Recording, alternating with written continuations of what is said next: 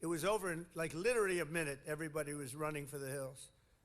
And that's what we have. We have the strongest military in the world by far. We have the best equipment. We have the greatest people, soldiers. We brought back merit as the sole consideration for advancement and promotion in our military. We won the Supreme Court case, shockingly in that case. It took courage to come up with that decision. It's based on merit. Now you want to get into a college, it's based on merit. It's not based on anything else. You want to get into the military, you got to have a little muscle. You got to be strong, like these people here. It's like, you're like central casting. I'm looking at all these beautiful looking people, but you have to be a certain type to do well. And we were taking anybody that wanted to get in because we wanted to be politically correct. No, it's based on merit now. You get into the military based on merit. And other places also based on merit. There might be advantages to other people in other fields. But this is all based on merit. As long as I'm president, we will be the best led, the best trained, the best equipped, the most disciplined, and the most elite fighting force the world has ever seen. That's what we've turned out to be, and everybody knows it. They all know it. Every country knows it. I speak to all of them. They know exactly what they would be up against. Hopefully we'll never have to test them. And because of our strength and because of what we do, we probably won't have to be tested. That's why this year we're investing also $1 trillion in our armed forces, most we've ever spent. And next year it's being raised. In fact, we're going to be building a number of battleships. You ever hear of battleship? You know, World War II, you saw those big ships, the Iowa, the Alabama, the Missouri, they're going there, sailing through that water like it's nothing. Those big waves are crashing into the front. The hulls are made of 7 inches of steel, not aluminum. Aluminum's fine, by the way. I don't want to hurt the industry. We're doing very well. But I'll take steel. And it's going through those waves like it's a hot knife through butter, right? And it was incredible. It was a great thing. It was a great act of beauty. When you looked at that, the scenes, incredible. It was a great thing. It was a great act of beauty. When you looked at that, the scenes, Victory at Sea. I don't know if has anyone ever seen Victory at Sea? Probably the ones that have would have joined the armed forces when you have, but Victory at Sea. And you looked at those battleships. So now we're building 10 of them, initial order, 10. And I said, what about reinstating the old ships? We have some of them in dry dock. Some of them are museums right now, like the Iowas and Rancho Palos Verdes in California. You have a couple of them, and they're still very powerful looking to me.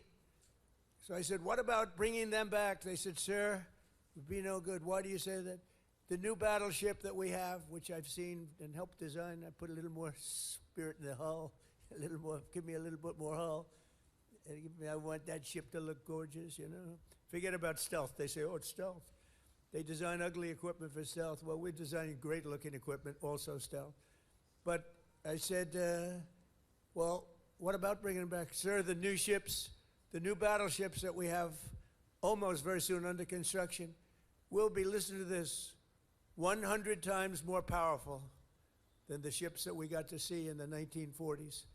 Think of that, 100 times more powerful. We need that. This way nobody messes with us, right? We need it. For every service member in our military, this historic investment also includes a well-deserved, across-the-board pay raise, not including 1776. And at my request just before Christmas, we did the, and really in honor of the 250th anniversary, we did that little special payment, which everybody appreciated, and it was an honor for me to do it. As part of the one big beautiful bill that we got approved, which was amazing because it really encompasses all 4 years of the term.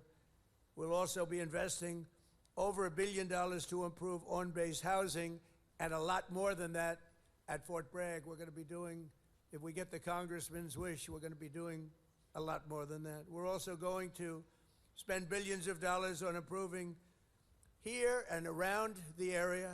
We're going to make it great because the people in this area have been so incredible. The spirit they had. When they changed the name of this base, the spirit, not even military people, they were so proud of that name, Bragg. They said, we have to bring it back and keep the area safe. It's a great area. In fact, I'm thinking about moving here someday. Maybe I'll move here.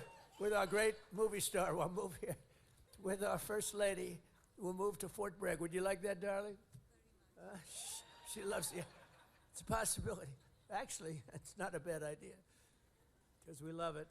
But we want to keep this area safe, and we can't do that without the leaders, and your ex-governor is not one of them. It'd be a disaster if he got in. And one of the things that I just mentioned and saw, you saw the monster that killed an innocent young Ukrainian girl a couple of months ago, slitting her throat from behind. And this was the man, the governor, that allowed this man to get out and to do that. We don't do that. We don't do that. Everybody knew he was trouble. Many, many crimes, one of the worst pasts I've ever seen.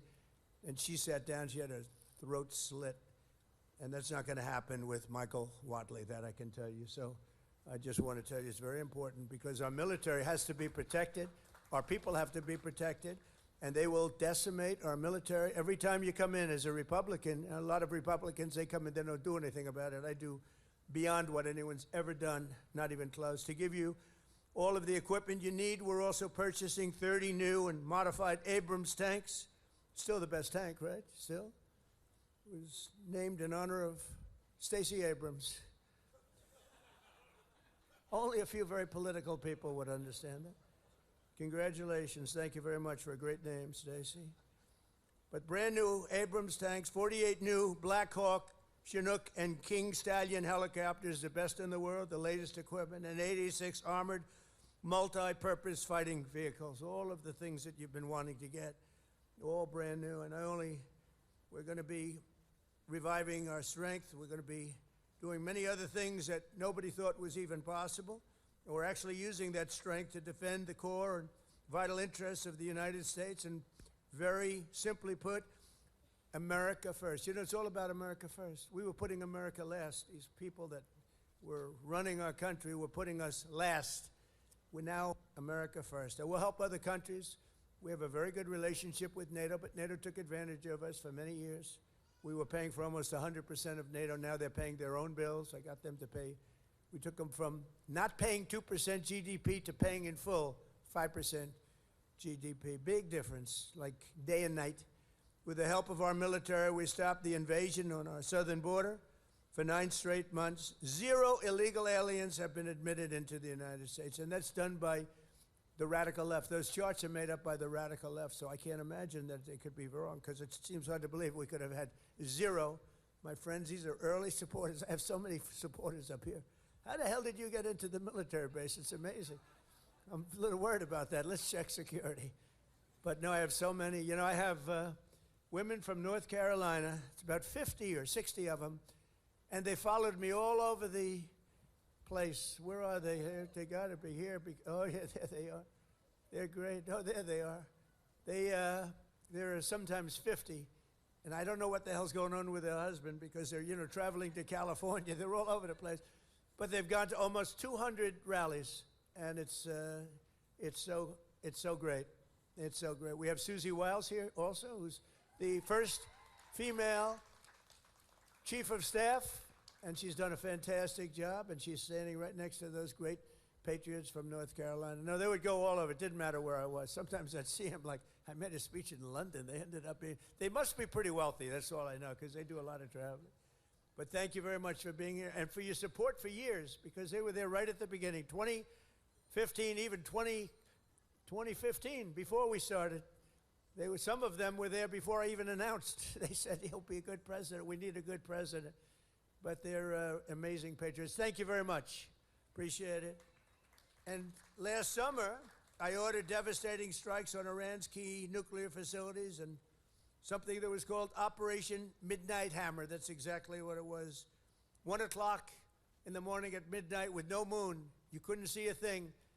And I got the message, sir, they have entered Iranian airspace. And I got to see it all take place. It was amazing. The B-2s, the flying wing. And I didn't understand the B-2s until then, but now I understand them very well. So does he. We just ordered a lot more. The super-duper new model, right? But they flew in. They were totally undetected. And those pilots, I met the pilots. I had them down to the White House, the Oval Office. I gave them all medals, actually. And I said, did you really like doing this stuff? You know, they're flying into very hostile territory. And they said, sir, we couldn't wait. In fact, they wanted to wait. You saw that what was happening. People wanted to wait, and the pilots and their commander called me and said, sir, we're ready to go. Don't worry about that. That weather's nothing. We want to go, sir. We want to go. Now, if it were me, I'd say, take it easy. Let's relax. But, you know, you people have a lot of courage. Amazing, amazing. So we gave them medals. But that was Operation Midnight Hammer, achieving total obliteration of the Iran nuclear potential capability, totally obliterated. And think every single one of those 100,000-pound bombs hit its target, which happens to be an air shaft that goes directly into the facility. I don't think they'll be building air shafts anymore. That's not a good concept. They wanted to get a little air. They wanted to get a little fresh air. It didn't work out too well. No other country on earth could have done what we did. No other country has the weapons. No other country has the skill. No other country has the guts. And no other country has the extraordinary warriors that we have. We have the best warriors in the world. Because you can have the greatest equipment, but if you don't have the warriors, the equipment doesn't mean much. Last month, we proved this truth once again when some of our greatest soldiers, right here, to ever live, frankly, successfully captured the outlaw dictator of Venezuela, Nicolas Maduro, and brought him back to face American justice, where he's now, right now, waiting. And that was an amazing night. People saw that. They've never seen anything like it. You know, it's a pretty military country. It was a big base, one of the biggest bases in South America, where he lived. And it was in a matter of minutes before he was on a helicopter being taken out of there. They had to go through steel doors. The steels were like, it was like paper mache. You know what paper mache is? That's weak paper. These guys blasted through every door. They got up to him before he got to the big safe, but that wouldn't have worked either because they had equipment that was going to knock that out in a matter of minutes. But he never got there. It went so fast. Think of it, in a matter of minutes, when people realize what happened, they're looking up and there's the helicopter heading back to aircraft carriers. So that night, the entire world saw what the full military might of the U.S. military is capable of. And that was an unbelievable operation, but that was a smaller operation. But it was so precise, so incredible. Nobody thought a thing like that could happen. They even talk about the discombobulator because they never got a shot off. The Russian equipment didn't work. The Chinese equipment didn't work. Everyone's trying to figure out why it didn't work. Someday you're going to find out. But it didn't work. It's nice when you can fly in and not get shot at.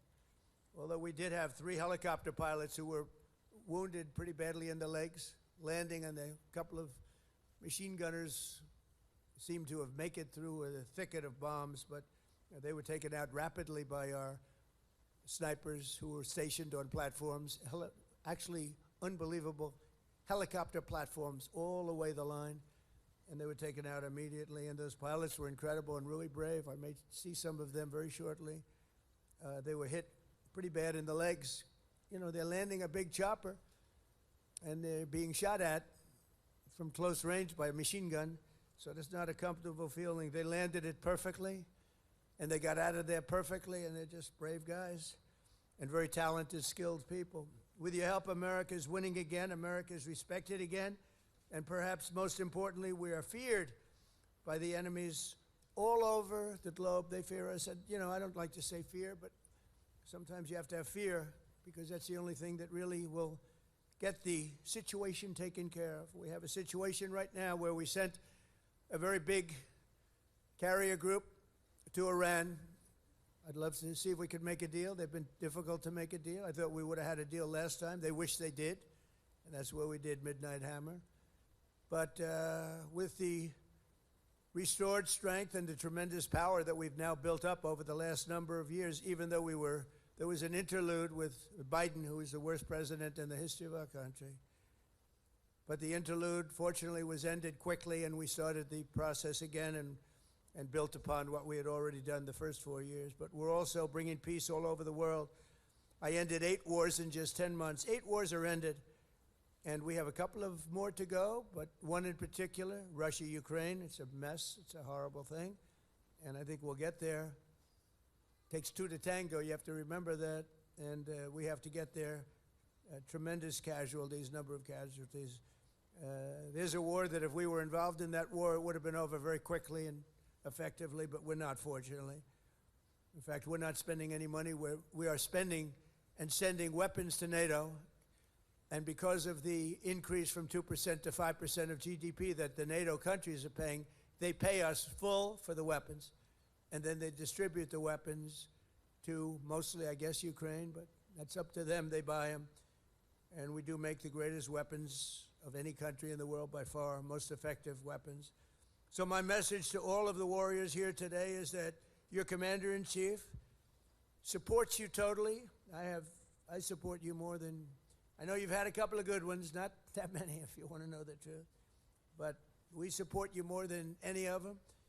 And you're going to get out, and when needed, you're going to fight, fight, fight. You're going to win, win, win. And we're going to continue to make our country bigger and better and stronger than ever before. And that's exactly where we are right now. We are the most respected country anywhere in the world. And I say it, the King of Saudi Arabia told me when I was there, he spent $2 trillion. We have $18 trillion being invested right now in our country from other companies and countries all over the world. The most any country's ever had is $3 trillion. That was a long time ago, and it didn't happen to be us. It was another country. It starts with a C. Can you imagine what I'm talking about? China. But we have $18 trillion being invested. As an example, in the Biden 4 years, they had less than $1 trillion. Think of this, less than $1 trillion over 4 years. We have $18 trillion in 11 months because we haven't gotten the final numbers on the 12th month, so that's only going to go up. There's never been anything like it. But the King of Saudi Arabia looked at me and says, you know, a year and a half ago, I thought the United States of America was finished. I thought it was dead. And now you have the hottest country anywhere in the world. We have the hottest country anywhere in the world, and you're a very, very big part of it. Thank you to the Army. Thank you to everybody here. Thank you also to our great politicians. They're great leaders, and they love you as much as I do. Thank you very much, everybody. Thank you.